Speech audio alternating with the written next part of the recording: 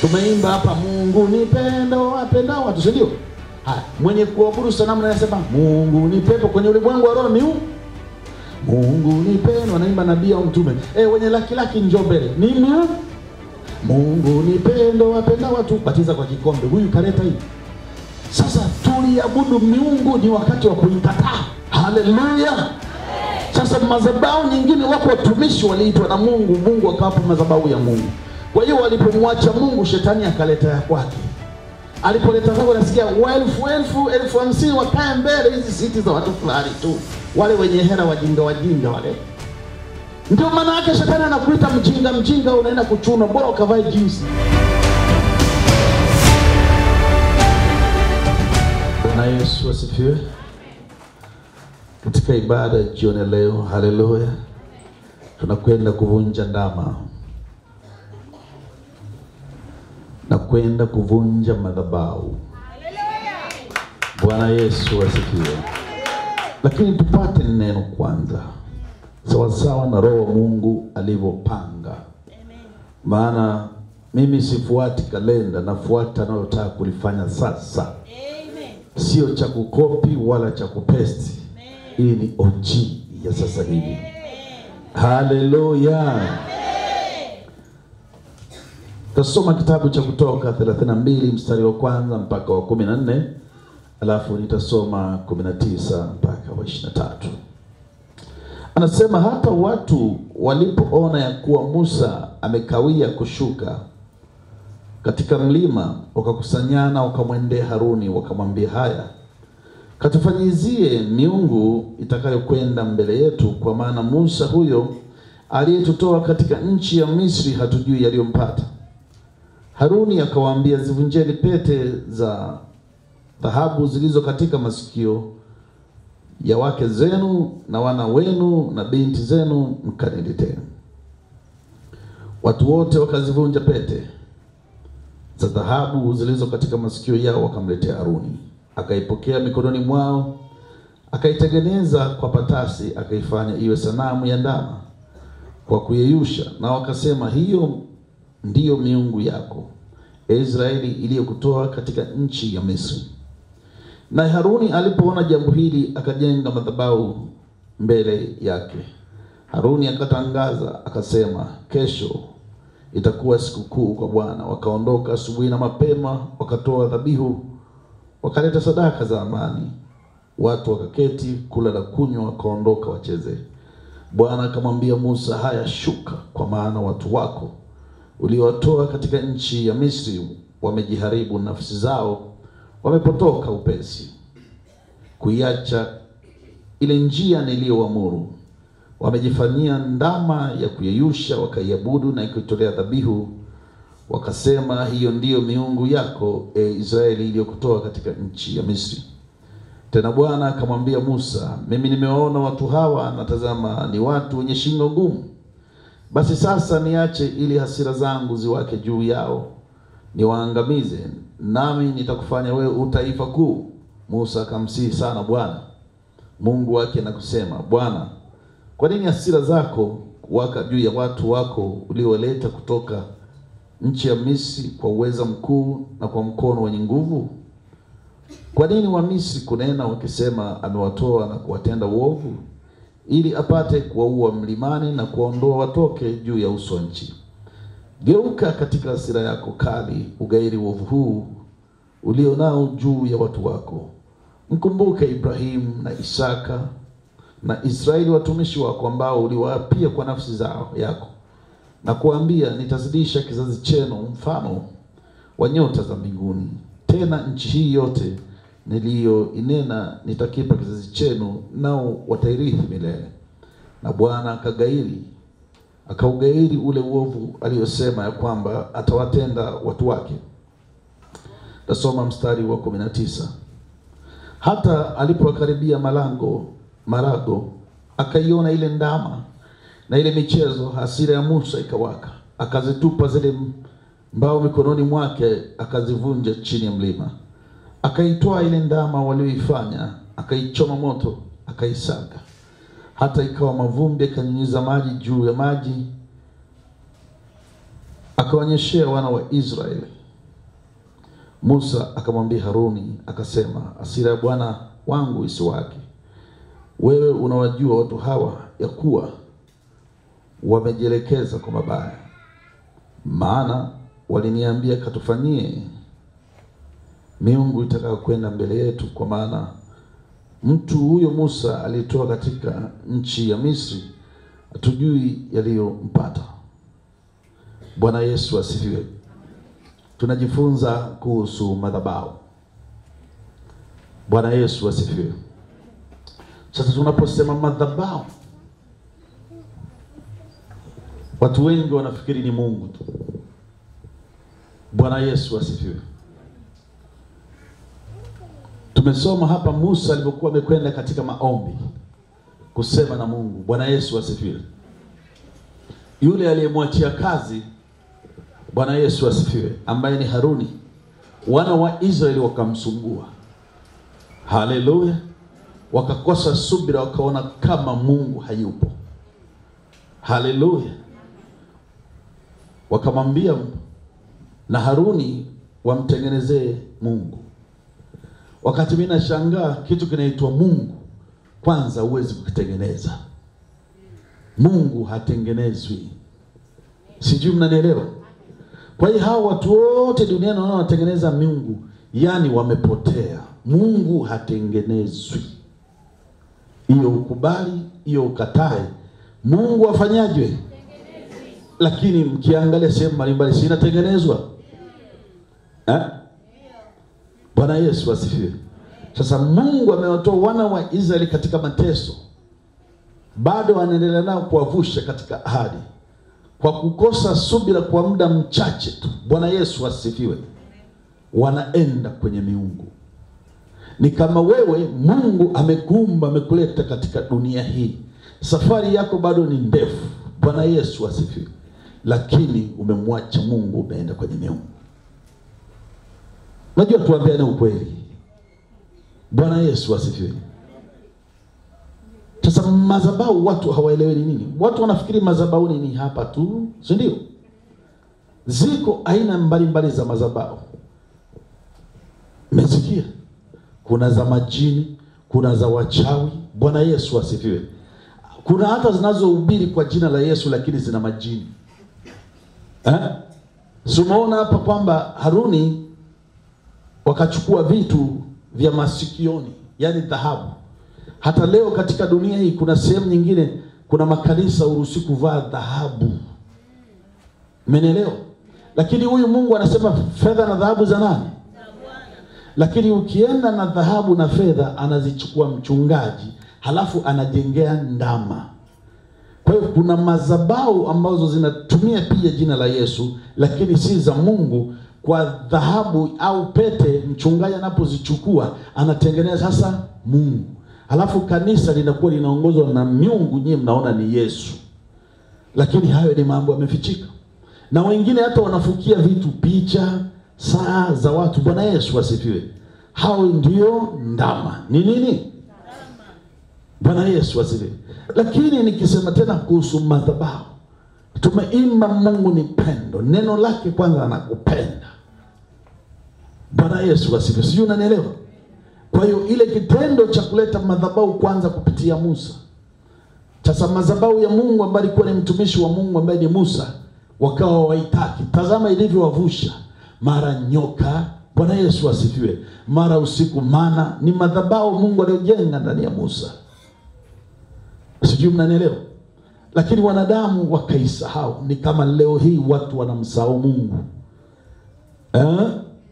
Kuna madhabahu ambazo ni irizi. Kila mwenye irizi ile ni madhabahu. Umekuja kwa Mwenyezi Mungu mahali alipo Mungu. Sijui umenielewa? Mungu anaendelea kujenga katika madhabahu yake. Tunaelewana jamani? Sasa kuna watu wengi wana shida na maisha mabaya kwa sababu bado kuna madhabahu huko ndani. Kuna watu wamezini juu ya makaburi, ni madhabahu hiyo. Kuna watu wana madhabahu mpaka kwenye miili, yani machanjo yamejaa kibao mpaka kwenye mikono. Vipi jamani? Tunaelewana? Saa nyingine unaweza kuangamia kwa sababu ni nini? Ni kumbe ni madhabahu zinakutesa. Zinafanyaje? Kuna madhabahu usiku hizi watu wanakula usiku. Ile ni kujengewa madhabahu. Uwe na shida, uwe taira, uwe maskini. Kuna madhabahu nyingine unaota usiku na maisha mabaya au uko uchi mfano au unakimbia. Ile ni madhabahu imejengwa juu yako mbaya. Sasa usipoibomoa, mimi nakwambia utakuwa vile kama wanavyotaka. Jamani, tunaelewana? Amen. Haleluya. Amen. Sasa kuna madhabahu za kimaskini ambazo pia adui anamjengea mtu. Unaweza ukajengewa madhabahu ya ugonjwa tu, uwe ni kubwa tu. Unaweza ukajengewa madhabahu ya kutokwenda mbinguni, lakini ikipata nafasi itakuchukua. Alisema hivi, sio watu wapigao makofi watakwenda wapi? Kitakacho kupeleka mbinguni ni madhabahu ya Mungu aliyoleta mwenyewe. Ndio maana Biblia inasema pale unaposali ndipo maisha yako yalipo. Kwa hiyo madhabahu ndio inakubariki, madhabahu ndio inazungusha moto, madhabahu ndio inakulinda. Unanielewa? Sasa wewe uko na irizi nyumbani umechimbia, irizi ndio itakulinda. Na Mungu hatakuwa na time na wewe. Sasa hizi madhabahu nyingine ni vya muda, hazina maana. Lakini ukiwa katika madhabahu ya Mungu, mimi nakuambia waloge wafanye nini, madhabahu inawaunguza tu, wanakuwa majivu. Bwana Yesu asifiwe. Watu wangu wameangamia kukosa nini? Tumeimba hapa Mungu ni pendo apendao watu, si ndio? Haya, mwenye kuabudu sanamu anasema Mungu ni pepo kwenye ulimwengu wa roho miungu. Mungu ni pendo, anaimba nabii au mtume. Wenye laki njoo mbele. Ni miungu. Mungu ni pendo apendao watu, batiza kwa kikombe. Huyu kaleta hii. Sasa tuliabudu miungu, ni wakati wa kuikataa. Na lazima niwaambie, mimi Mungu ndio ameniweka hapa duniani. Siogopi miungu, siogopi takataka yoyote. Lazima mtu akombolewe, lazima mtu anyanyuke. Anayesimama mbele yako, hiyo ndama nitaivunja. Na nitaivunja kweli kweli. Si utani, ninawaambiaga miaka na miaka. Tena sasa hivi nimekuwa jeshi. Umeshaonaga pepo imesogea hapa. Kana Mungu akijipanga madhabahu inawayeyusha. Haleluya. Unaweza kuwa Mkristo mpaka unachoka, unasema Ukristo gani huu? Usikate tamaa, yuko Mungu. Tazama Elia na Mabari. Na wao walikuwa na madhabahu yao, lakini walijiona wa Mungu tu. Elia anasoma Biblia na wao wanasoma. Wakiomba hivyo wanaondoa dunia ilivyokuwa. Bwana Yesu asifiwe. Sijui mnanielewa. Wewe unampenda Mungu sana, lakini usipokuwa makini, madhabahu zitakumaliza. Zitafanyaje? Unapotoa sadaka kama ni ya miungu, utajiri wako na kuambia unaujengea umaskini. Ndio maana unaishi na ukata. Wewe kila siku ni mkia tu. Utabaki kuwa Mungu tu na ziki. Bwana Yesu asifiwe. Tunaelewana jamani? Unaweza ukajengewa madhabahu ya ulevi. Wewe ni mlevi tu. Madhabahu ya kutokushika kitu katika dunia. Ushiki. Utaombewa na kuombewa. Hakuna kitu. Bwana Yesu asifiwe. Unaweza ukaekewa madhabahu. Sasa wewe umeenda kwa waganga. Naomba niolewe, mganga Sulemani, sijui Sadiki, sijui Hasani, sijui Husna. Sijui Husna, sijui Shida. Nisomee. Si amekusomea? Vikapandisha na vile vimaji. Si madhabahu. Ukazuzia na nini? Na ubani, si ndio? Wewe unaacha kumwangalia Mungu, unasikiliza vipepo hivi. Wakati wewe mwenyewe una nguvu ya kuviua, unasikiliza ujinga. Vipige kacha. Ndivyo ambavyo mtumishi wa Mungu akaingia kwenye toba na rehema.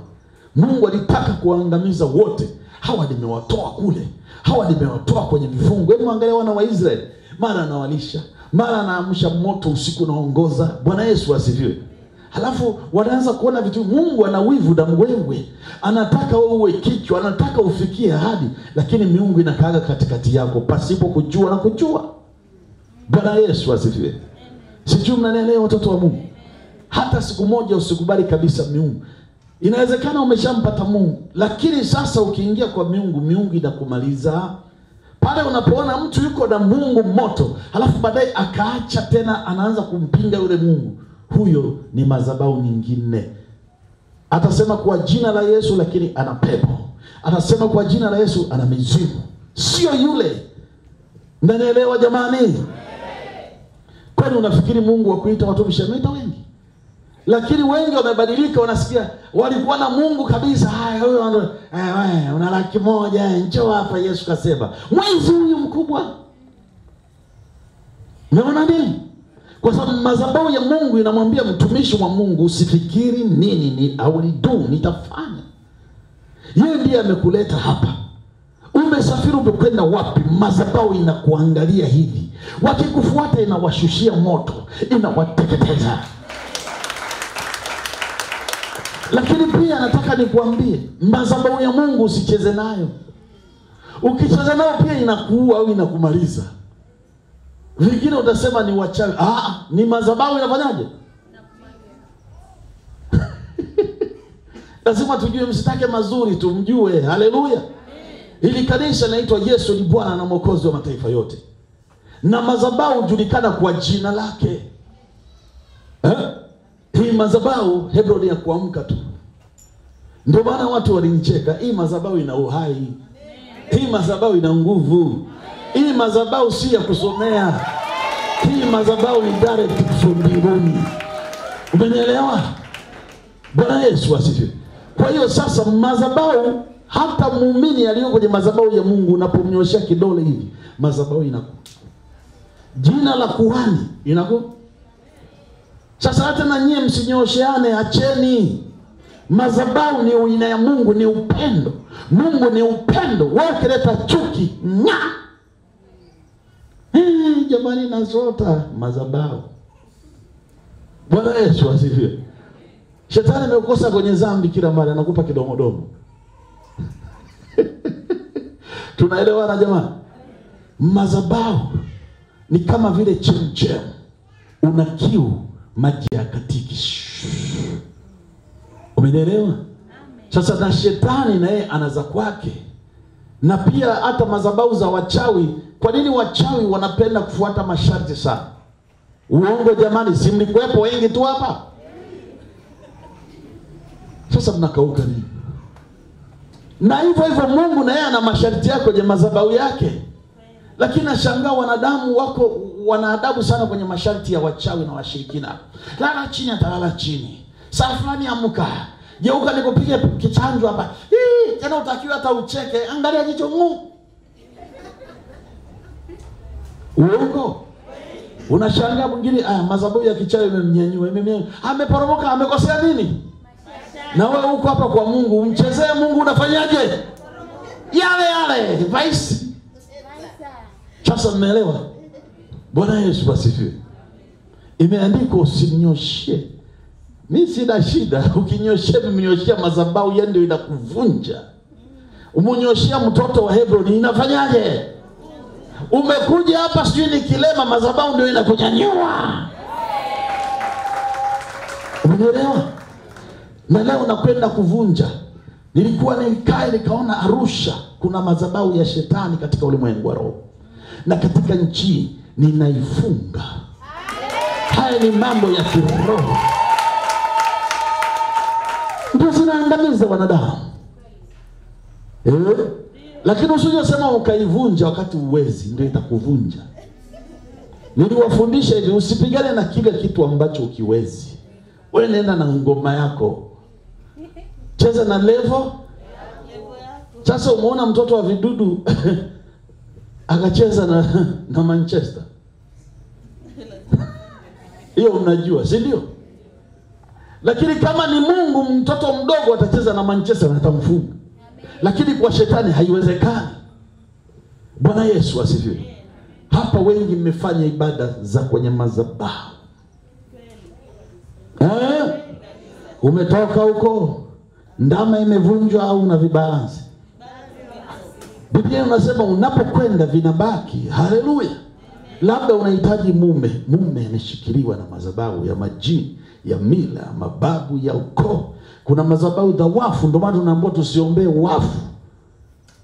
umeomba. Mfu akishakufa ni mzoga.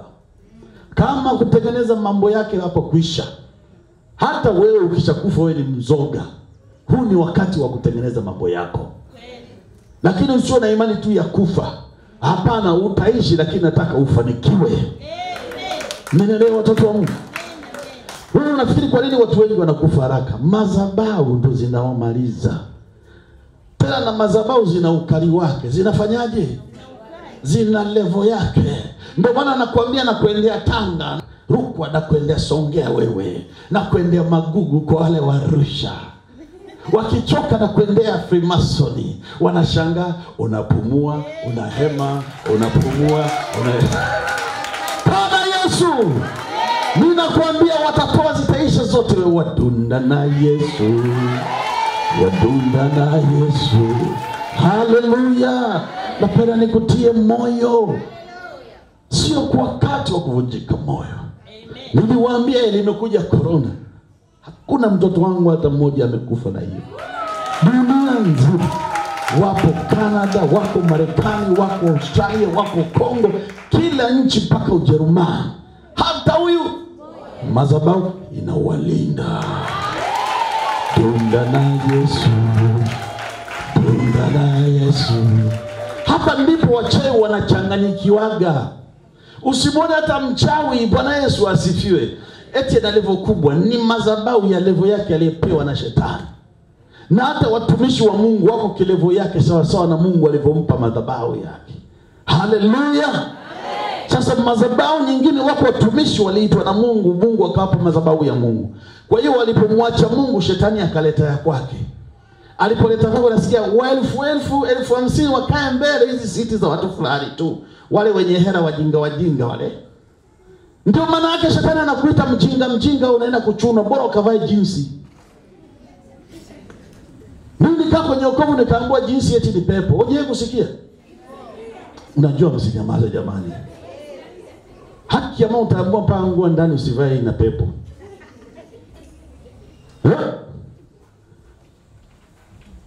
Mnacheka nini besti zangu?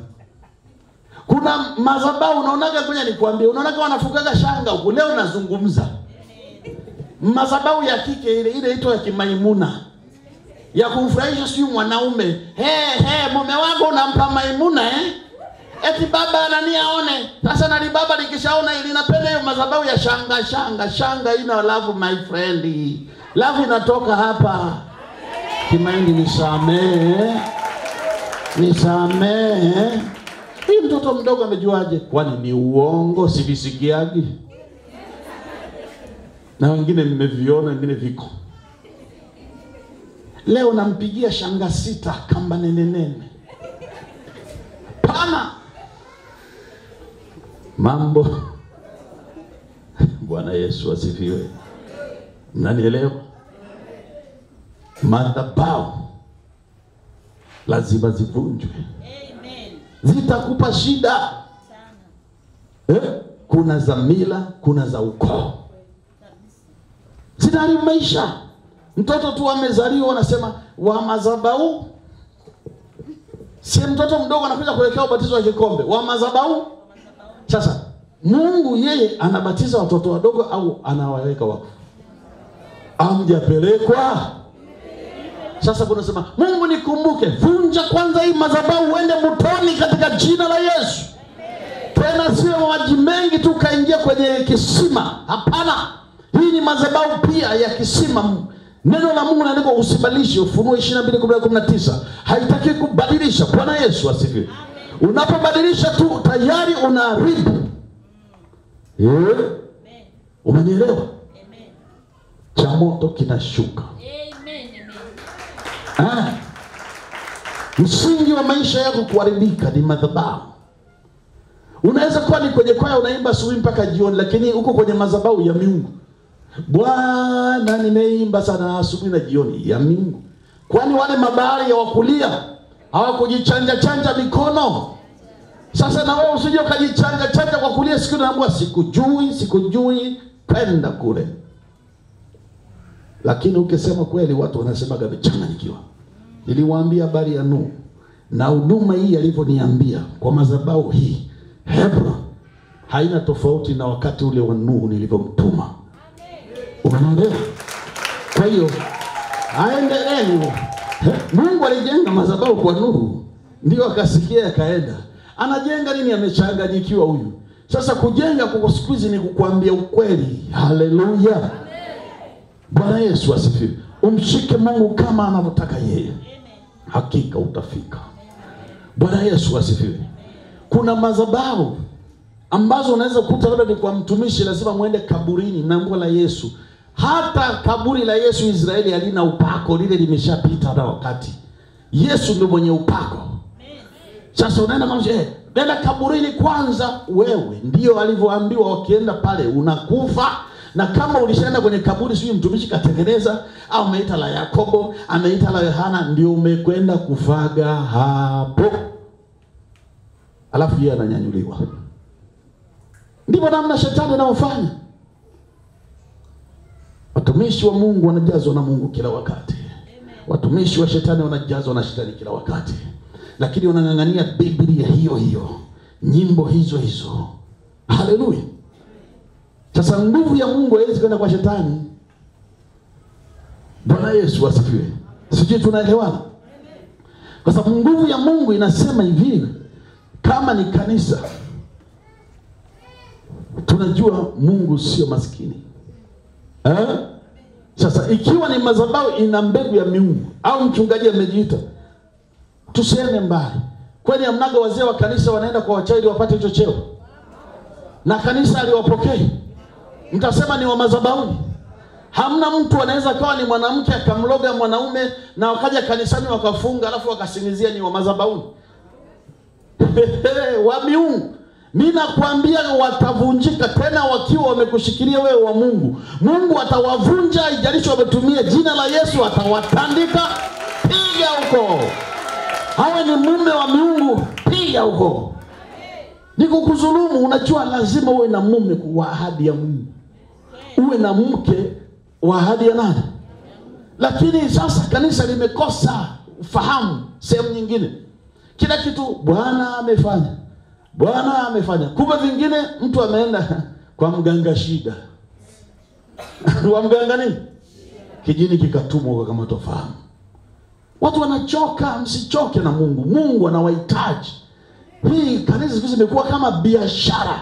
Una pesa njoo mbele. Mimi nakwambia hivi, wanicheke ati sijui pesa. Babangu ndo ana fedha, ana dhahabu. Miungu haina kitu. Na katika dunia hii mimi nakwambia wataka iko time inakuja. Nakwambia watatamani hata kuomba maji. Si wapi wachawi wakubwa.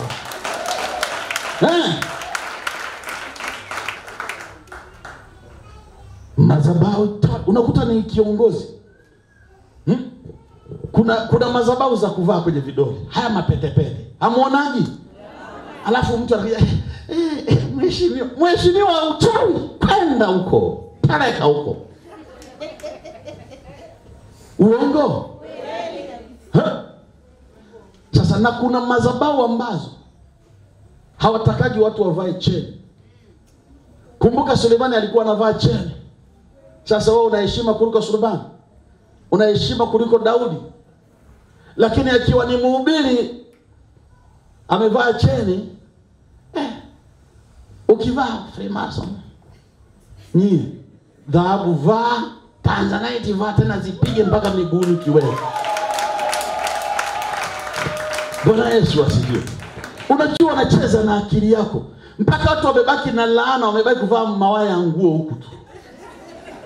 Nguo zitaaniko wapi sasa? Ujivaa anajifanya nazo. Sasa unataka shetani we nazo? Bwana Yesu asifiwe. Wivu huo wa miungu. Wanawake wa zamani wa Kiebrania wanapendeza. Wanafanyaje? Wanapendeza. Walikuwa wanapendeza hivi hivi. Wanapiga vitu.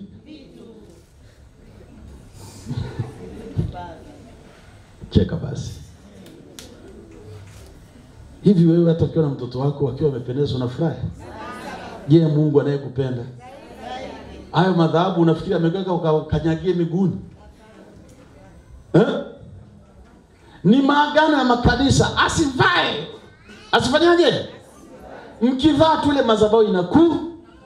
Lakini unakuta labda kanisa lilikuwa la Mungu, yeye anamwacha Mungu, anaambiwa wasivae kabisa. Wasifanyaje? Kwani wachae wavae dhahabu? Hawavai jinsi? Hawavai suti? Hawavai viatu kama cha kwako? Hawana hela? Nani aliyewaloga nyinyi? Mwenye akili na? Mnafanyaje? Bwana Yesu asifiwe. Madhabahu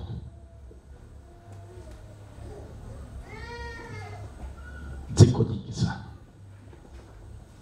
Sasa ukiwa kama madhabahu zijavunjwa, mimi nakuambia sawa, unakata roho zinakuchukua. Hata kama unaimba simbali, waimbe tu.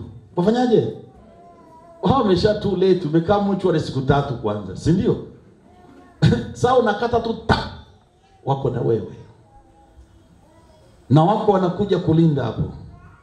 Lakini madhabahu ya Mungu kazi yake itakufikisha mbinguni. Sasa inakupigania, wanaopigana na wewe inaachilia nguvu na wewe upige. Wanaoshindana na wewe inaendelea kuwafanya nyanga. Ndio maana naombiaga mimi watu wakinitukana, nataka waongezeke jamani, ili waimalizwe faster. Business hiyo asubuhi. Iwe nini? Iwe nini? Umeshaye kuona mimi naomba Mungu, naomba wasinifuate. Hapana. Waje haraka Mungu amalize asubuhi ili nidunde fresh. Umeelewa? Bwana Yesu asifiwe. Sasa unatakiwa ujiulize, atakuwa ni mhubiri lakini unasikia na hubiri lakini mcha? Sasa hauna tofauti na ulikwenda kwa mganga. Matokeo yake utakauka, utachuja. Unaambiwa tunasimama na kitabu fulani. Hiki hata majini wanacho. Mlioenda kwa waganga simewakuta nazo. Jamani vipi? Wewe cha dini yako jini gani shika? Mungu anahusiana na waganga? Anahusiana na wachawi? Nani aliyewaloga nyie? Mtu akitaka kuwa mtume tu leo kwa mganga. Kwa nani? Sasa huyo ni mtume wa kupeleka watu mbinguni. Si ndio mabaya? Lakini cha moto kinakuja. Cha moto kinakuja. Na sio siri kinakuja. Bwana Yesu asifiwe. Mateso hayaishi. Hayafanyaje? Kwa nini? Vibalance vya madhabahu. Na ukiwa na madhabahu tofauti na Mungu aliyejenga mbinguni kwa ajili yako, hamwezi kuelewana. Hata kama mnahubiri hamtaelewana. Mnasoma neno hivyo hamtaelewana kwa sababu kuna kitu tofauti. Mnaimba kwaya, mnasifu, hamtaelewana. Ndio bana, kuna wakati nilikuwa naambia watu wanasema tunaombea nchi zetu, unakuta ni wachache wenye Mungu, nyingine ni makelele. Sasa wewe unapenda makelele tena jamani? Nataka ukiomba unaona vitu vyako. Haleluya. Mambo makubwa ambayo hayawezi kwa akili za binadamu kuelezeka. Ama sivyo jamani? Sijui mnanielewa. Yesu wa Nazareti alikuja kuzimu, kamvunja shetani na madhabahu yake, kaifunga, kaibomoa. Haina mamlaka juu ya madhabahu za Mungu. Shetani ana miujiza na wao wanakwenda, lakini ole wake asogee madhabahu ya Mungu. Inampiga ngwala, inampiga mtama. Mnanielewa jamani?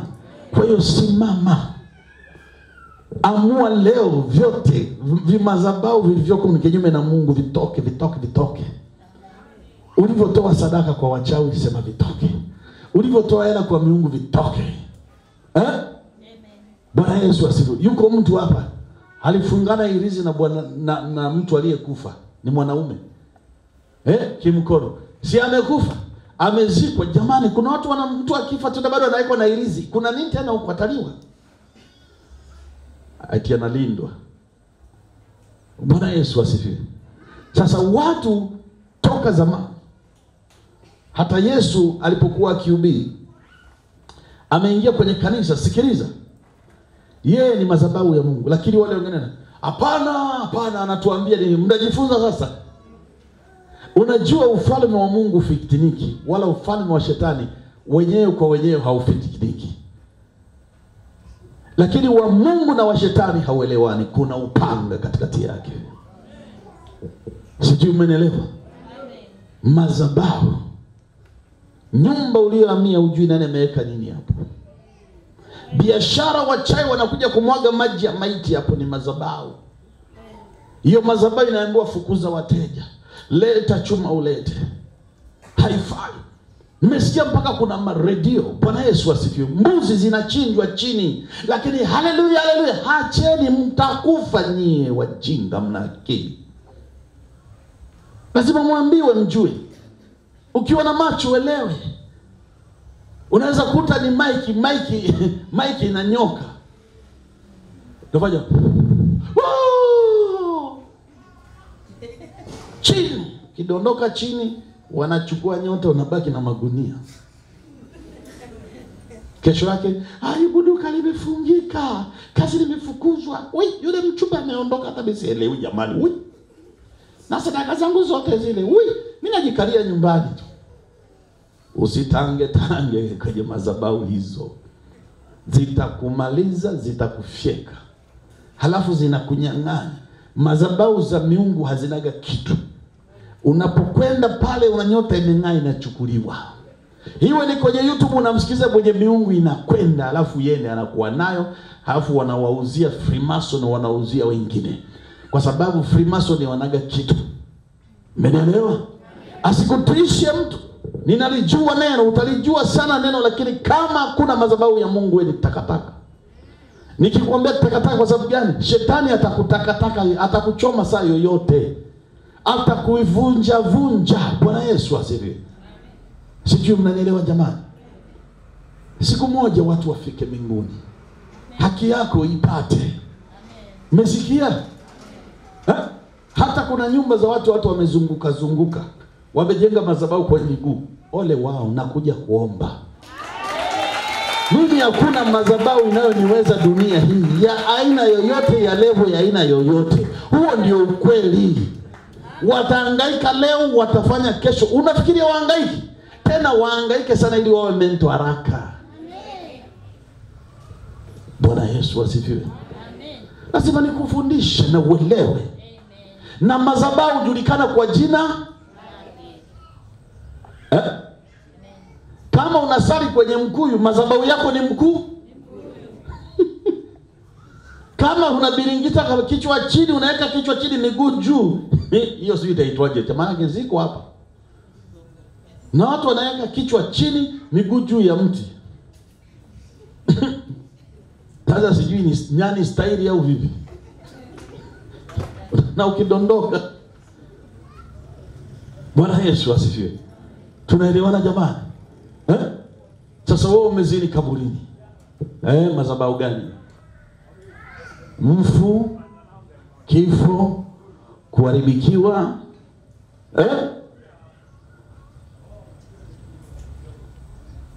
Utakuwa mtu wa kufiwa, vitu vyako tu vinakufa, alafu wanapewa chao. Sasa wewe mwingine unasema mimi sijakwenda. Umezini na wangapi? Usiseme. Unajua mwingine amefanyaje? Alipo lamba au kuonja na wewe umekuwa kone katika roho. Yeye anapaa na wewe utapaa. Anagundu na wewe utafanyaje? Utalipa. Mbona tunakaukia na mabesti zangu? Madhabahu za hasara. Unatoa fungu la 10 lakini huoni kitu. Nimetoa tu pale, nimejibu. Moto wa Mungu unajibu. Lazima mwambie Mungu, nahitaji kukaa mahali kuna madhabahu yako wewe Mungu wa mbinguni. Si unakaa kwa sababu ya mtumishi, kwa sababu ya ndugu na marafiki. Saa ingine wanaenda kuchoma moto. Kila mtu dunia nzima mwambie Mungu, ninaomba mahali wewe madhabahu yako umeweka mbinguni. Maana watu wengi wanaangamia. Bwana Yesu asifiwe. Sijui mnanielewa? Ukimwomba hiyo Mungu kweli nakwambia anakusikiliza na Mungu anakusaidia. Na atasema na madhabahu zake zenye nguvu utashangaa zinakuvuta. Iko siku moja unafika, unawekwa, you are free, twende mbinguni. Lakini usije kaambiwa you are free kama kwa mganga. Hata waganga na wenyewe wanapona bado utakufa hapa. Vipi jamani, tunaelewana watoto wangu? Bwana Yesu asifiwe. Amen. Sasa Musa angeacha dama ili watu wangeendelea kuiabudu, lakini aliivunja wabaki kufuata Mungu. Sasa Haruni mwenyewe asingeweza kuivunja, tayari alishapotea. Unajua kuna maombi ya kufanya hewa. Niliwafundisha kuna mtu anapigana, anapiga hewa bondia. Hey! Jamaa anakwepa, unapiga chini mwenyewe. Utapiga ngumi 20, yeye amekupiga hii flat. Jamani, nyie chini mambo ya kiroho. Unafikiri duniani watu wanapigana? Hapo duniani huko hao wani kwanza sijui ndio mnajifunza. Huku ndio kuna mambo huku. Kuna nini? Naweza ukapigwa kipepsi mguu na ukakunjika. Ukipigwa roba hivi shingo inaachia na tengana. Yaani unapigwa kiroba katika ulimwengu wa roho, kichwa kinakatika, shingo kule huko. Vipi? Na nataka nikuombe Mungu. Heri wachao kukome. Wapi? Ukishapiga 50, unanyongwa pale. Na ukinyongwa shingo kule, mwili kuu, kesho yake ping limekufa. Bwana Yesu asifiwe. Sijui mnaelewa watoto wa Mungu. Lazima ujue kupigana kiroho. Maana na wachawi wanapigana kiroho wakitumia madhabahu zao. Sisi tuna madhabahu yetu inayojibu. Kwanza hata waitaki usikie hiyo jina, usiende kwenye ile kanisa. Wewe ni nini? Imekufa. Anajua amekuisha. Mimi nashangaa. Kwa nini watu walikuwa wanaogopa Yesu? Wewe usiende. Wewe wanaje mapepo. Wewe hatukutaki dini. Wanajua wanapigwa. Si imepita corona, mgoma salimiana hivi. Hamjui unyonga namna hii. Bwana Yesu asifiwe. Sasa msifiri kiroho unaomba tu kwa jina la Yesu. Unaweza ukamrukia mtu ukamkanyaga uso, pepo hilo linakanyaga jizo. Sasa wewe ruka tu, ndio lenyewe linakukanyaga. Kuna bunduki, kuna vifaru, kuna ndege kama unavyoona huko duniani. Mungu amewapa akili kidogo. Kuna mameli. Bwana Yesu asifiwe. Kuna masubmarine na vitu vingine hata duniani havijulikanagi. Bwana Yesu asifiwe. Lakini kwa imani ulio nao na uwezo wako Mungu alikujalia, ndivyo utaweza kutumia silaha nyingine. Bwana Yesu asifiwe. Kana madhabahu ya Mungu. Yaani wakitaka kukuweza, yenyewe inakupa fahamu ya kuwaweza. Unanielewa watoto? Na kila mmoja atapewa kwa neema yake. Sasa unasema, hujasikia, mtoto huyu ni wa mababu. Mtoto huyu ni wa Mungu. Alipozaliwa tu, akizaliwa tu, aletwa kwa bibi, kama wagiwe pombe pale kwa kaburini. Mtoto anakuwa madhabahu ya mauti. Hata wewe usipokuwa makini, ahadi za Mungu zinaweza zikaharibika kwa sababu ya madhabahu za wanadamu.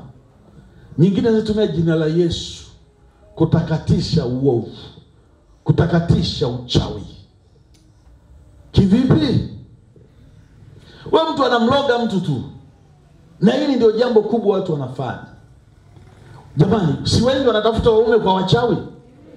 Halafu inakuja kanisa, mnajifanya hamjui. Hamjasikiaga jamani? Baadaye lakini akisemaje mpaka baadaye mtu anaenda na dada yake na mama yake au na mjomba, huyu lazima huyu hana kwenda kokote, huyu ni wa hapa hapa. Unashangaa mtu kakichwa, umpendi mtu, unashangaa amekujaje tena? Madawa. Madhabahu sasa kuna ya madawa pia ivunjwe. Bwana Yesu asifiwe. Anakuja alafu wanafunga ndoa kanisani. Labda ni mwanaume na mwanamke, kwa jina la Baba na Mwana, alichochunganisha Mungu. Mimi nakwambia kama si chake na mtu ana ahadi ya Mungu, Mungu anakamanyanga pili sepa huko. Tulifunga ndoa naye kanisani kabisa. Ni mke wangu huyu wa ahadi ya Mungu, lakini mwanaume anajua alienda kufanya kwenye mizizigua. Nikisema mizizigua si mnajua? Unajua Kiswahili ya miziziology. Mizizi yenye pepolizi. Miziziology yenye pepolizi. Bwana Yesu asifiwe. Sasa ukikaa mahali madhabahu Mungu yupo, pale ndipo wanaoshindana na wewe wanachanganyikiwa. Wanahangaika, wanafanyaje madhabahu? Yaani wakifikiri, unajua madhabahu tu, adui akikufikiria tu inamfuata. Anafanya nini? Inamfuata. Lakini sasa ukichezea madhabahu pia na wewe kama vile wachawi wakikosea masharti wanapigwa na wenyewe na madhabahu zao. Menelewa watoto wa Mungu? Madhabahu na hakikisha ufike. Lililopangwa leo inasikia lazima yatoke. Au kwa lugha nyingine niseme madhabahu ni kama store ya kuhifadhi vitu vya Mungu kwa ajili ya watoto wake. Kama ni silaha ipo. Umeelewa? Uzima upo. Ni nguvu ya kukutoa ulipowekwa ipo. Na nguvu ya kufungua kwa jina la Yesu, kwa madhabahu ambayo iko mbinguni. Hata siku moja ikwambie leta pesa, lakini kisha kwambia leta pesa, wangapi? Haleluya, haleluya. Hiyo miungu hiyo. Yesu akaingia kanisani akakuta wanafanya elfu, kaambia toka, hii sio madhabahu ya biashara, ondoka huko. Leo zimerudi. Bwana Yesu asifiwe. Lazima muambiwe, mjue nyakati hizi zimeharibika. Ujijue wewe ni wa madhabahu ya Mungu, wa madhabahu ya miungu, wa majini, mapepo. Umeshakosea, una mabalance mengi, lazima ndama zivunjwe. Bwana Yesu asifiwe. Umekataa kuvaa sijui dhahabu hata hereni wewe, yani kwa sababu mchungaji amekuambia ina pepo, wewe ndio unalaana wewe. Kwa sababu Mungu amesema dhahabu ni zikwa. Kwa hiyo Mungu yeye anashika mapepo. Bwana Yesu asifiwe. Unajua maisha mimi unaweza kuwa mshamba pasipo kujua, kwa kupenda mwenyewe. Mungu nipe kidogo, usinipe vingi nisije nikakukosea. Maombi gani hayo? Ndio maana kesho yenyewe unahangaika na robo ya sukari. Nguo unabaki nao mbili, hiyo ukifua hii hata nyingine haijagi. Basi zipo. Wewe ni mtoto wa mfalme, utavaa mpaka utashangaa. Kwa mfalme kama ni pesa zipo. Yaani kuna njia, madhabahu inafanya njia pasipo na njia. Ni kilimo itafanya, ni kwenye kazi itafanya. Kwa watoto itafanya njia, akili itakuwepo. Bwana Yesu asifiwe. Sijui umeelewa? Ni mume wako, ni watoto, madhabahu inawalinda. Wewe sio, unajua sasa watu wengine wanatumia akili kulinda mume. Uko hapa nani? Hebu niambie kweli. Uko na nani? Nipe niongee naye. Haleluya. Tunaelewana jamani? Huko ni kutoka kumkabidhi nani? Mungu. Asiye unilindie mchumbangu, una cheki nyendo za.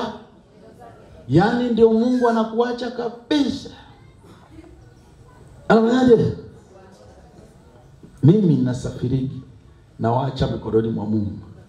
Na wakuta salama. Kabisa. Hata huko napoondoka na waekeaga nawaambia nimewacha mikononi mwa nani? Ni wengi kweli. Na wakuta wako hata wakipiga simu ni wako salama. Sio sema, umeamkaje leo? Mimi sio yule mtumishi wa kuangalia noti yako bwana. Baba yangu ana noti atanipa. Madhabahu ikuachie noti upate noti wewe. Iachie mifugo upate mifugo wewe. Au sio? Sasa za miungu. Nimeota leo vibaya sana. Hallelujah Jesus. Kwani kuna kuota vibaya, lakini nyingine ni mazingira ya kutoa. Nimeshtakiwa eti tuma 1,500,000 ya haraka sana. Yaani leo utakufa. Nilivyoona.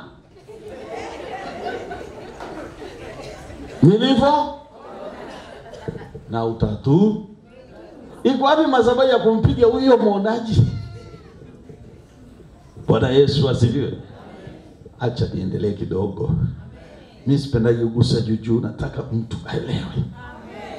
Kuna watu hapo madhabahu zao ziko kwenye shilingi, hela za silver tu. Yaani kiasi cha pesa wao ni kushika za silver. Nikisema silver shilingi 5, shilingi 10, gobole, dala. Dala, si unajua dala?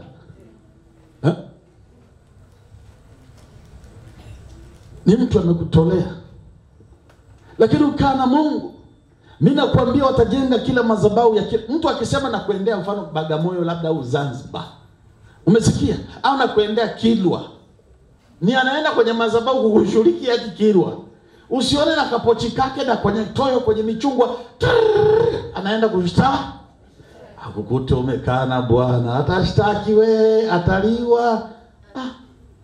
Huyu anatumia dawa gani? Mbona mkali hivi?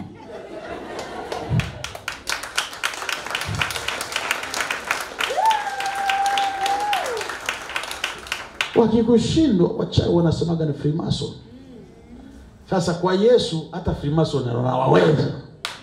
Mimi hakuna Freemason ananiweza, mchawi ananiweza, level yoyote ya giza mpaka Lucifer. Naambia ukweli, si kwa kibipu. Na dunia itaokoka, itabadilika. Umesikia? Unajua Mungu ni wa ajabu sana. Sio kama wanaofikiria wanadamu. Na ndivyo ilivyo. Angalieni kwa Nuhu. Leo tumejaa. Sisi mbegu za Nuhu. Sio mbegu za Nuhu. Lakini wengine wamekuwa mbegu mbovu hata hazioti tena. Ni kama mkulima mbegu mbovu anachagua, anatupa. Yesu asije ikatokea kwako hivyo. Kama ni mbegu mbaya rudi huku, labda mbolea itakupitia ukastawi. Maana hata mbegu nyingine zinaota, si ndio? Ngoja nitaomba.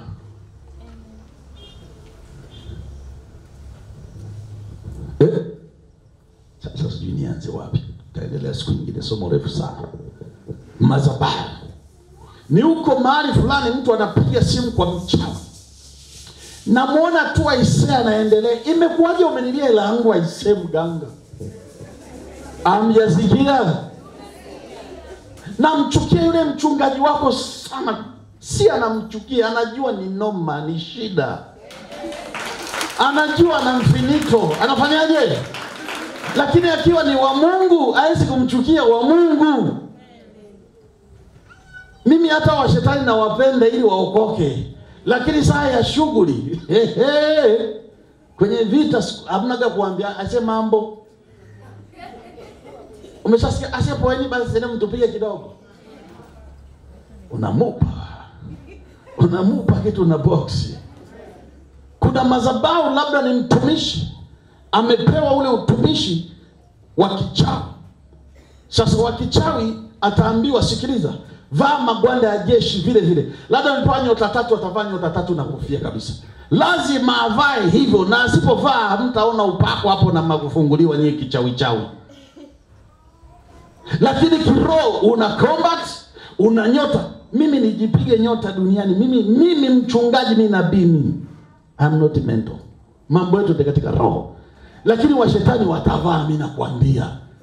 Watafanyaje? Nafikiri eti ni mwanajeshi kuja kupiga mashetani. Ni mwanajeshi wa shetani amekuja kupiga wana wa Mungu wafe. Na wataondoka tu, hawatabaki. Mimi nawaambia. Naomba simama. Sema, Bwana Yesu, naomba unisamehe dhambi zangu zote nilizozifanya kwa kujua na kutokujua, hata pale ambapo nilishiriki kutenda nao kwenye mila, kwenye ukoo, kwa mpinga Kristo, na nisipojua pia nimejiweka mbele yako unikague. Tazama Mungu, ulimtuma mtumishi wako Musa akashuka kutoka mlimani, na wewe sema na nabii wako, unajua nini kimejengeka kwako. Naomba akakivunje kila madhabahu. Nataka nikuone wewe. Wana wa Israeli baada ya madhabahu ya ndama kuvunjwa walifika nchi ya ahadi. Viko vitu ambavyo vinanifanya nisifike kwenye nchi ya ahadi, vinanifanya nisikutane na baraka zangu, vinanifanya nishindane na wewe Mungu. Naomba Bwana vitoke, uandike jina langu kwenye kitabu chako cha uzima sasa na hata milele. Ninaomba toba na rehema, hata pale ambapo nilichezea madhabahu yako. Nimejua kwamba madhabahu inapiga, nimejua kwamba inapiga. Baba, ninaomba unisamehe. Nimejua kwamba madhabahu inaweza kufunga riziki. Najua kwamba madhabahu inaweza kaniharibu kabisa. Ninaomba toba na rehema. Nilipokuwa kinyume kabisa, Mungu, hata kunyoshia madhabahu yako, hata kuisema kwa lolote, kwa kujua na kutokujua, ninatubu maana nimeharibikiwa.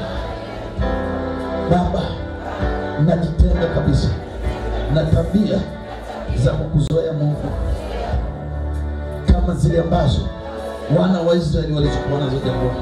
Wakasahau ulipowatoa kwenye shida. Ni shida nyingi umenitoa Bwana. Umeniponya na wachawi, umeniponya na kifo, umeniponya na jehanamu. Zaidi umenifanya kuwa mwanao. Bwana, nakuomba ukavivunje vyote vilivyojengwa juu yangu. Jioni leo najiweka mikononi mwako. Amen. Kila silaha iliyokuwa inakupiga, madhabahu imeipiga. Waliokufa wanahangaika na wewe, madhabahu ya Yesu ni Bwana itawamaliza leo. Wanaoanga kwenye nyumba yako mchana usiku, naamuru madhabahu ya Yesu ni Bwana imalize wote. Kila silaha juu yako imalizwe. Tulia. Sishangae kwenye nyumba zenu wengine watu mkashangaa wanahama, kumbe ni wachawi. Lakini Bwana atakupa watu wazuri zaidi, kwa sababu wao ndio sababu. Ni kwenye kazi unafanya, madhabahu za kwenye mapete na vunja, madhabahu za kufukia vitu, madhabahu ninavunja, madhabahu za shetani kwenye mkoa wa Arusha na mikoa yote Tanzania nazivunja, na wajenzi wake navunja, maagano yake navunja, Amerika na yavunja, mabara yote navunja, zote na kuzifunga hapa duniani. Nafunga na kuzimu, hazitanizungumza lolote. Nabadilisha sasa waliokuwa wakitumia miungu na hiyo madhabahu kuwasaidia, hizo madhabahu sasa zianze kuwapiga, ziwatandike. Na ukisema, najua kwa kinywa changu ukisema zinatii, zinawapiga, zinawavunja, zinawateketea. Adui wa kanisa hili madhabahu shughulika naye, wa nchi ya Tanzania shughulika naye, wa wageni shughulika naye, kwenye mali zao Mungu shughulika naye, kesho shughulika naye. Ninakushukuru Mungu kwa madhabahu yako Yesu ni Bwana Mwokozi wa mataifa yote. Uliyoiweka wewe, endelea kudhihirisha nguvu zako, endelea kudhihirisha ushindi. Tukikushukuru, mpigie Mungu makofi. Tumeona ikiponya, tumeona ikifufua, tumeona ikiweka watu free. Haleluya. Tumeona ahadi za nasi wanabaki chini. Ninakwambia sasa niliyotamka leo kwako wewe.